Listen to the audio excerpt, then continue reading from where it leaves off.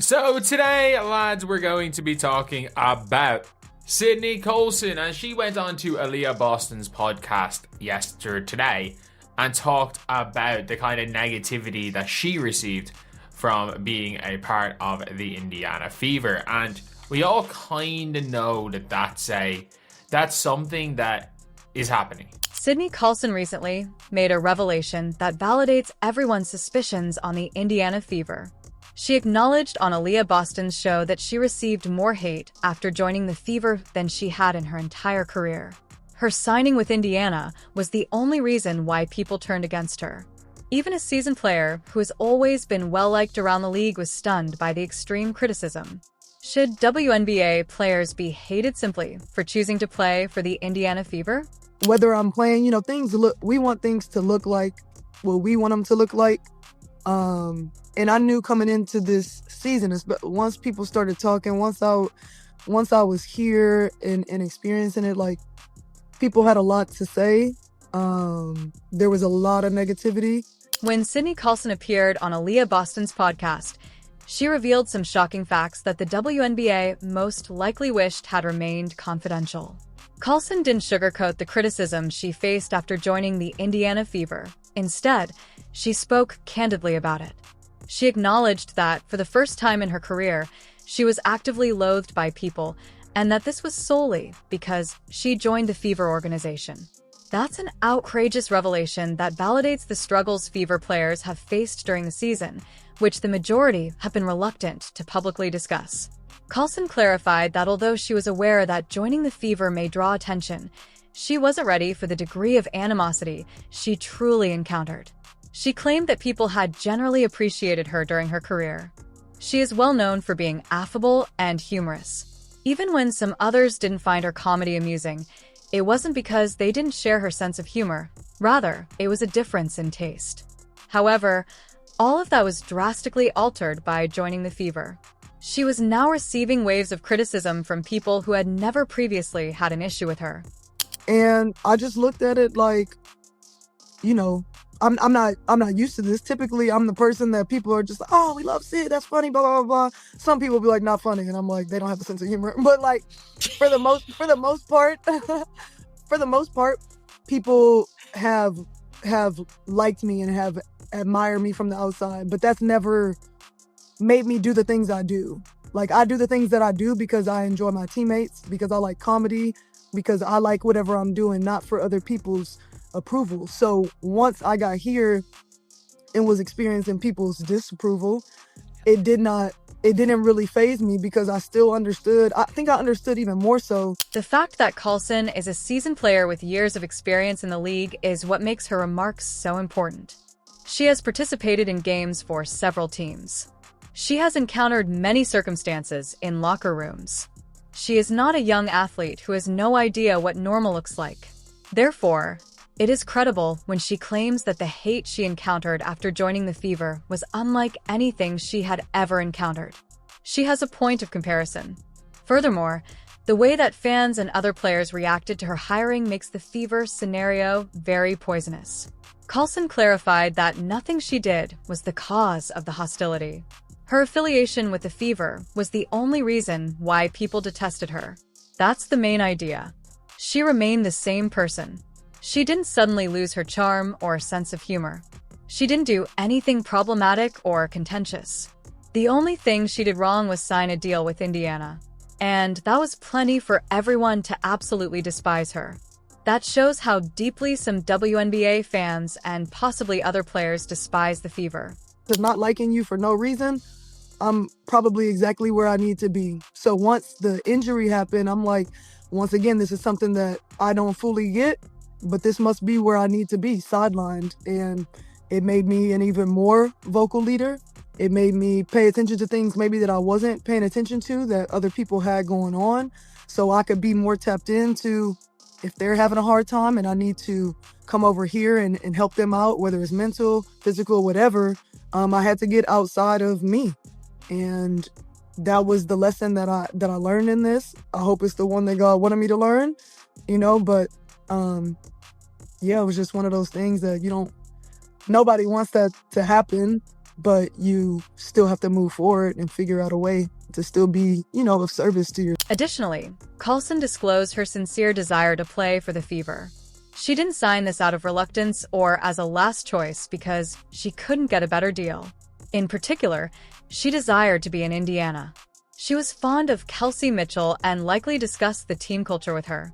She realized that she and Caitlin Clark would likely get along because they are similar individuals. She thought her personality and playing style would work well with the Fever. That makes the hatred she was subjected to much more ludicrous. People penalized her for choosing Indiana because she wanted to be there. Colson's experience was further complicated by the fact that she had to deal with an injury during the season. She had to miss a lot of time due to a meniscus tear. In any case, it is annoying to be ignored when you have recently joined a new team and are attempting to make a name for yourself.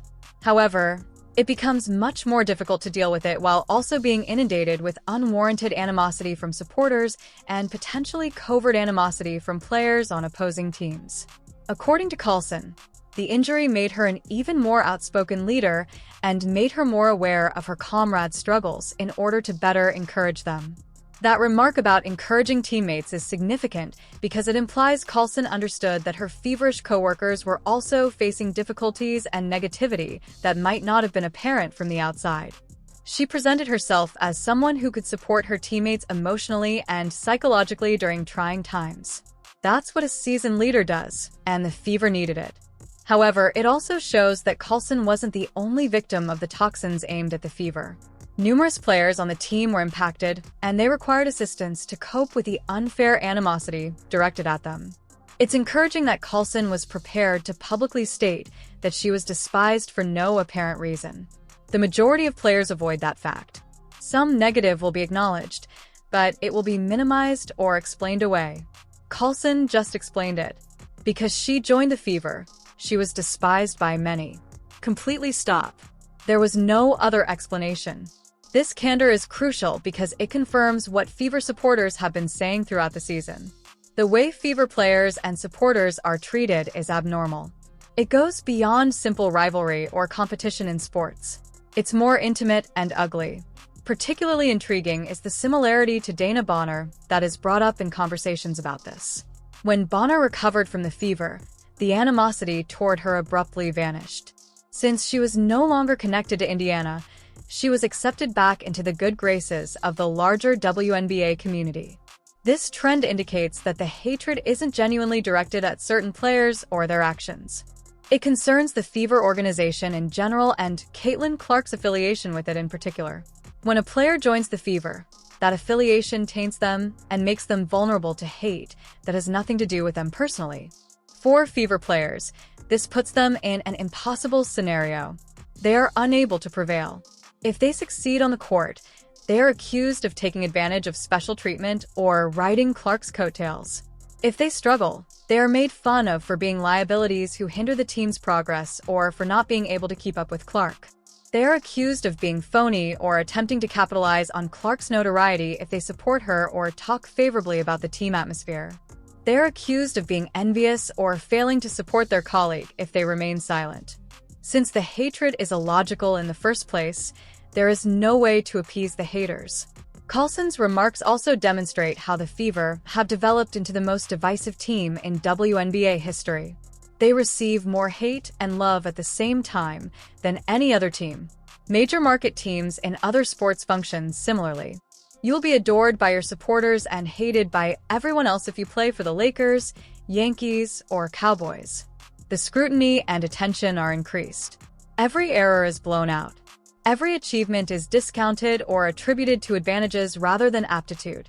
Being on a team that matters more than others is like that. The distinction is that in those other leagues, joining the divisive club is typically a decision that requires knowledge of what you're committing to. The players understand what it means to be a Yankee or a Laker. They are aware of the attention and strain that accompany it. The amount of attention and animosity the team receives is unmatched in WNBA history, so players in 2024 and 2025 may not have known what they were getting into. In ways that could not have been entirely predicted, Clark's entrance completely altered what it meant to play for Indiana. Colson's remarks highlight a corrosive aspect of WNBA fan culture that is extremely detrimental to the league's expansion. Leadership must address the issue when players are unable to sign with particular teams without experiencing hostility and hatred for no justifiable reason. The WNBA ought to be commemorating the fact that one of its teams has grown to be so well-known and significant that it attracts widespread attention. Rather of growing around a well-liked team and star, some fans appear to prefer that the league remains small and specialized. It is especially upsetting for Colson to discover additional derogatory remarks and insults aimed at her for joining the Fever. It goes beyond simply disagreeing with or criticizing her choices or playing style. It's insults and personal assaults that go beyond the bounds of appropriate conversation. All know that that's something that's happening with all these players.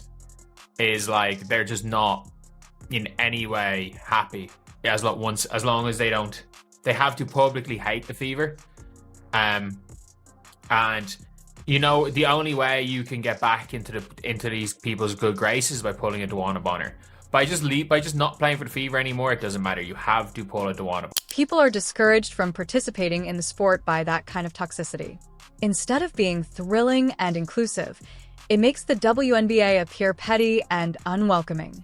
The fact that their players are being treated in this manner should disgrace league executives, but there hasn't been much of an attempt to address or call it out.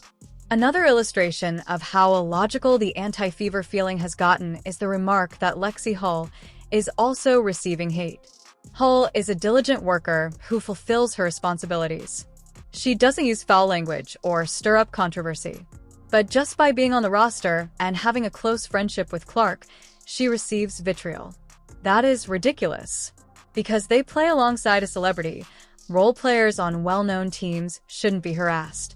However, in the present WNBA atmosphere, being associated with the Fever and Clark in particular makes you a target. Colson's statement that she does what she does because she enjoys her comrades rather than for the approval of others is a good way to deal with unreasonable hatred. People who despise you without cause cannot control your decisions or make you unhappy. Colson is aware that the negativity reveals more about the individuals behind it than it does about her.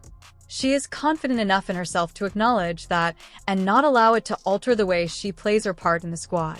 Younger players may find it difficult to exhibit that level of emotional maturity in the same circumstance. Based on how the season unfolded, it is true that teams disregarded the Fever and paid for it.